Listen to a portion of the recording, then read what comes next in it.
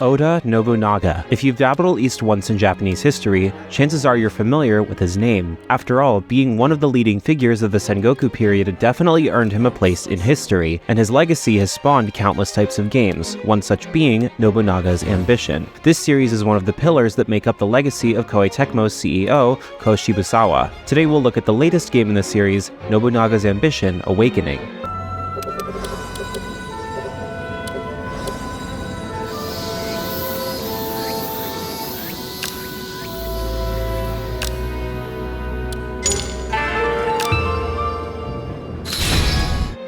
In Awakening, the objective is simple: unify Japan's warring states under one banner. Simple in theory, but in practice? Well, first you start by selecting a scenario and which clan you'd like to begin with.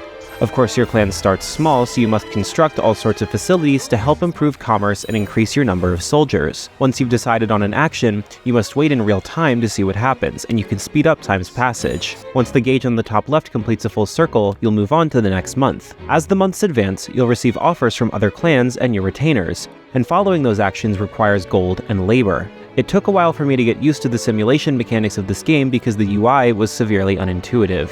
And even if you leave the game to do its thing, you don't get a clear signal if progress is being made or your time is wasted. If you're not used to RTS games in general, or if Nobunaga's Ambition: Awakening is your first game in the series, it can be hard to keep up with what's happening sometimes. Once an enemy is sufficiently weakened, an option called Siege will appear on the map, where your soldiers will have to defeat the enemy forces to destroy their citadel. But if you think a large number means they automatically win, think again, because you have to consider the stamina of the soldiers. After all, 5,000 tired soldiers won't do anything against 2,000 that have a spring in their step. And if your morale, represented by the gauge on top, falls to 0, you lose no matter what, as your soldiers are too demotivated to continue. Still, if tactical play is not your thing, a feature known as demo play exists. This will make the game completely controlled by the AI, and you just watch and see what happens. There's also the option to edit your save file, so if you would instead just cause chaos, you can give yourself a vast amount of resources to just joke around and see what happens, which I find amusing to do. However, I should note that this will disable all achievements in both cases. A fair compromise, but fun regardless. The difficulty is also completely customizable, and you can play at your own pace. Getting good at effectively dishing out commands to your army can be a monumental task that might take more hours than you want to know. Furthermore, the sheer amount of customization in Nobunaga's Ambition is mind-blowing to say the least. You can either follow the historical events as they happened, or just wing it and do whatever you want. Strangely, the game contains English voice acting, but there is no option to switch it to Japanese. I have nothing against English voices, but for a game set in Japan, I would much prefer to see Oda Nobunaga speak Japanese, not English. Furthermore, these voices are generic, for lack of a better term. They don't fit the characters at all.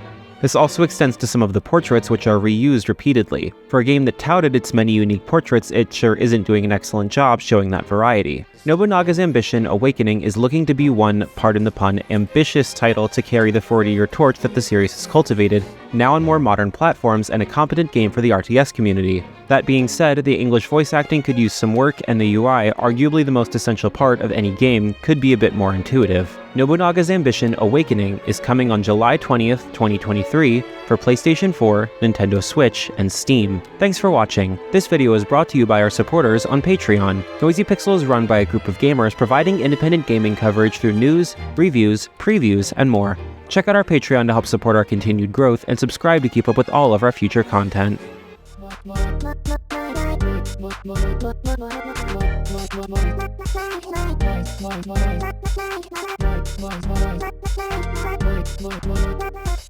Noisy Pixel.